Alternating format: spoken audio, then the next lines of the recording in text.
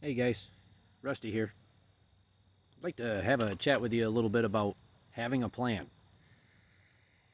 What that plan is for is up to you. All I can do is make some suggestions on what to prep for and how to prep for them, but ultimately, how you make your plan is going to be up to you. Only you know your location, people you know, what you have, what you're susceptible to as far as what you're prepping for, right? So, to start off, I'm going to start off fairly simple. I'll start off with a home fire. Pretty basic thing. Could happen to anyone. This was something that was pushed a lot when I was a kid, so you probably know quite a bit about this. You probably have a smoke detector, maybe even a carbon monoxide detector in your home. A lot of people have a fire extinguisher in their home. I have one. I do recommend having one, even if it's just a automotive, a small one like that. Or if you have one in your vehicle, at least you know where it's at, right? Um, More importantly, or most importantly, I also recommend having a meetup spot, both somewhere on your property if you have a big enough yard, or maybe at a next door neighbor's, or if you're in an apartment building, even maybe in the parking lot or someplace a little further away, depending on how where you're at, how big the fire is, and whatnot. But I do recommend having at least one or two meeting spots. I say having multiple because you never know. The first one might be blocked for whatever reason. So I do recommend having at least that much of a plan. And to get into a little detail about why I'm doing this video is one, this is a bit overdue anyway, but as many of you know, I'm from Michigan. Over the past couple of days, I've been watching Chicago.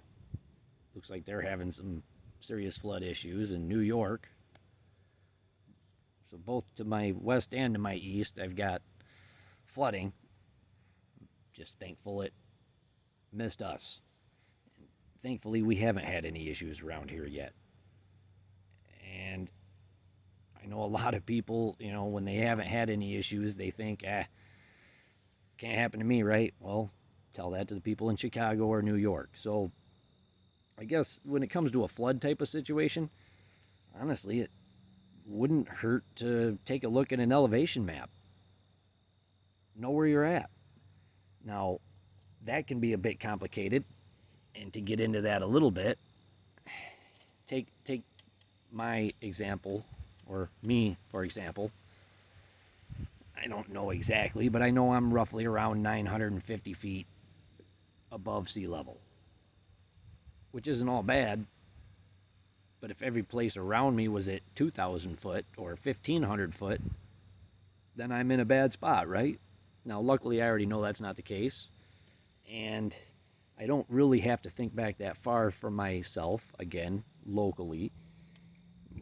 We've never had a major flood around here that I'm aware of, but we've had enough of them to know where the water's going to go. And of course, there's a local dam in my area, so without getting too into detail, I'll simply say that if something happened to the dam, I wouldn't necessarily want to be downstream. Won't affect me, but it could affect others. Now, maybe you have a friend that's in a situation like me. Be nice to just give them a heads up and say, hey, do you have an extra room for me if it's ever necessary, right? Can't hurt. And this is where a bug out bag comes in. And I know as soon as I say bug out bag, people get that instant. There are multiple kinds of bug out bags. When I'm referring to a bug out bag in this situation, I'm not referring to you're about to ditch into the woods. I'm referring to nothing more than a bag with maybe a couple pair of underwear, undergarments, I guess, depending on if you're male or female, right? A couple pairs of socks. Even if you put one pair of pants, one pair of shorts, a t-shirt, and a sweatshirt, that way, depending on the type of year, you've got a little bit of everything. And Phil, in this part, depends on the person. I have one that, sure, I have everything from a shampoo, conditioner, toothpaste, toothbrush. Uh, Almost think of it as you're packing for a couple of day weekend and you need a little bit of just everything, right? You may even want to put some fingernail clippers or anything like that you use. Roll of toilet paper wouldn't hurt, right?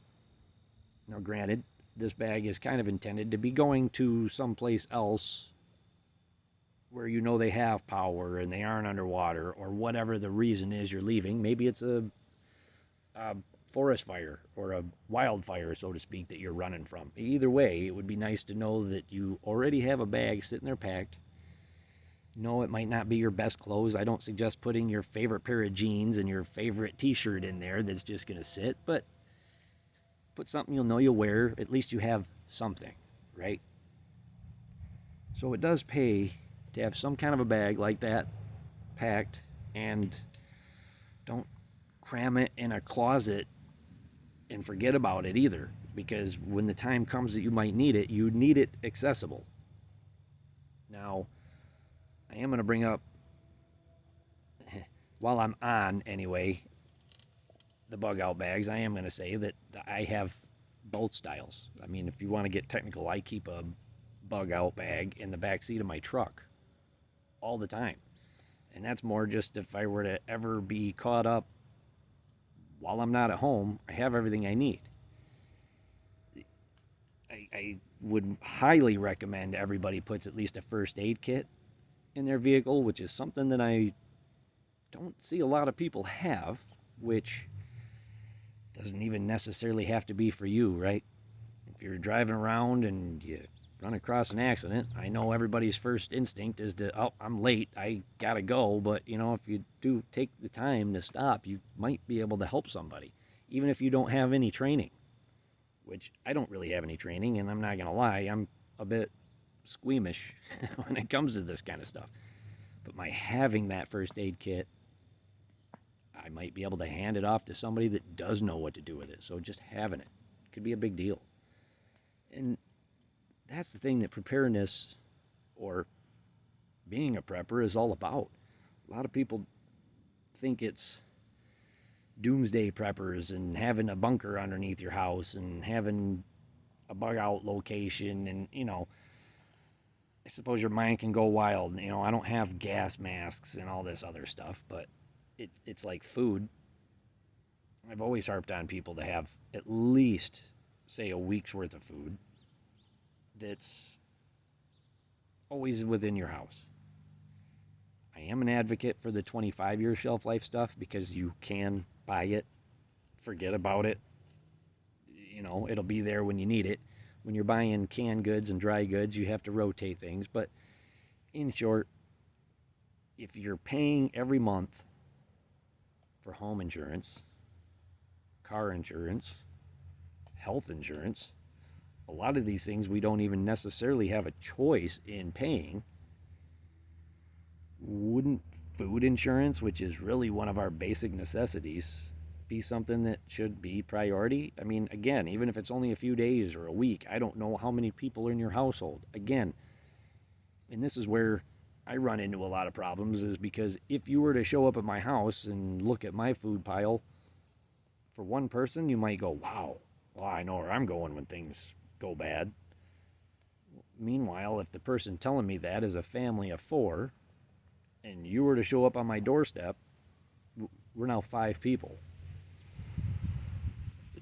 My quote-unquote big food stack just turned into next to nothing, depending on how much I have, which, no offense, not necessarily going to get into too much detail. But yeah, I like to keep a little bit of spare food, but that's one of my bigger worries, is that when something happens, I have this channel. If you lived next door to me and you knew I had this channel, I know where I'm going when things hit the fan. Well, once again, no, because now you just cut me in half. Well, and I shouldn't say that, because honestly, I try to have a little extra because, take dog food, for example. I know my neighbor has a dog, and I know he's not the type of person, because we've had this conversation before. He stays a little ahead, but not like I do. I would love to be able to help out a neighbor in a bad situation. But that only lasts for so long. My gratuity is only going to go until I start running low, because I'm not going to give away, and I know this is where gold and silver come in. I'm an advocate for gold and silver. I really am. I have been. You've probably seen it right here on this channel that I do push for people to buy that type of thing. Don't buy it if your pantry's empty, because no offense, if we did get into a situation where say the food shortages that they like to talk about coming actually do come, I can tell you right now, I don't care how much food I have. If you show up on my doorstep with gold and silver even, odds are I'm not going to be interested in that gold and silver because I can't eat it. Now, if you hit me up at the beginning of something, yeah, maybe. But, if I'm running low, I don't know what to tell you. I'm not saying don't have it. And I'm always an advocate for knowledge, because that, I believe, is going to be the most important thing if something did happen. Take me, for example. As you probably heard me mention, I have a screwed up back. Does that make me worthless? No. Well, I can still do a lot of things, but there's a lot of things I can't do. But that's where knowing what to do and how to do it comes in handy, because even if I can't do it myself, again, if you have people around, especially if they're looking for guidance, if you can provide that guidance and you can tell them what to do in order to keep themselves alive, boy, that's going to go a long way. I mean, people will go out of their way to help you if they know that you're going out of your way to help them. Or at least that's how it's supposed to work. It doesn't always work out that way, and probably best if I don't discuss much about that, but as many other preppers would say, that's why we have self-defense tools. So, as far as making a plan goes, I really can't sit here and get into too many scenarios, but if you have, it doesn't even have to be like-minded friends, but if you have friends that even remotely think prepping, get with them. They might only be a mile or two away, but that could be the difference between having power or not. I'd be a prime example on that too. I live literally 2 blocks away from a family member's house who is on a different grid than I am.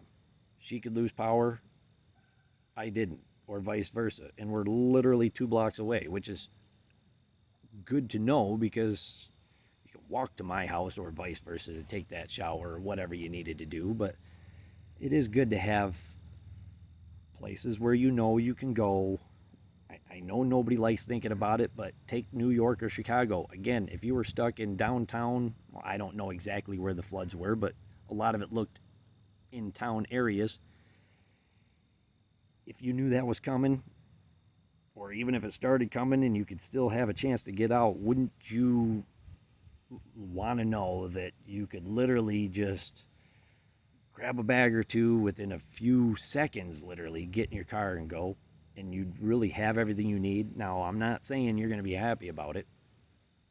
Again, if I have to bug out of my home, I'm not going to be happy with the stuff I leave. I'm going to be taking a very, very small portion. But at least I got out of there, because really when push comes to shove, they're just material objects, right?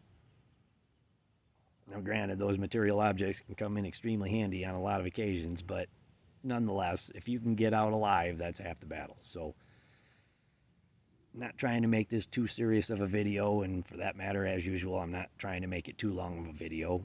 I don't really know what all scenarios to put in here. If there's a scenario that this doesn't touch on and you have questions, maybe I can help you out, or I can at least guide you to a video that can. As I've said before, I'm not an expert, just a regular dude who's looked into this stuff for a while. I'm not going to say I'm the most prepared person in the world, but I think I could do all right in a bad situation if I had to. And I'm just, if anything, I knock on wood and be extremely thankful that the weather and things have been pretty good in my area. So hopefully that's the case to continue for a minute. So if you do have any questions or comments, please feel free to put them in the comment section. And do me a favor if you can, hit that like button. It does help get the word out to other people. Hopefully this will reach you if you need to hear it. And if not, share it to somebody you think could use it. So with that being said, I'm just going to leave this at that and say hope everybody's doing well and hope to talk to you again soon. Take care, guys.